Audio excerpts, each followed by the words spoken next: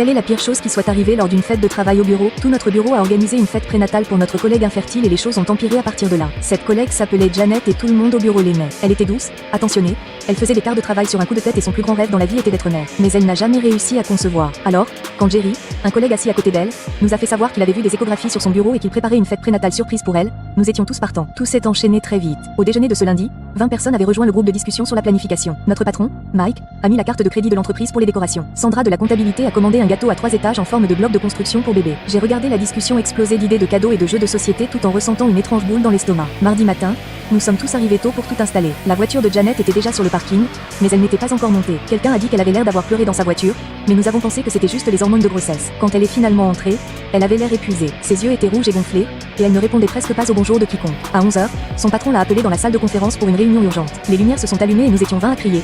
Surprise, félicitations, maman. Pendant que les canons à confetti explosaient, Janet s'est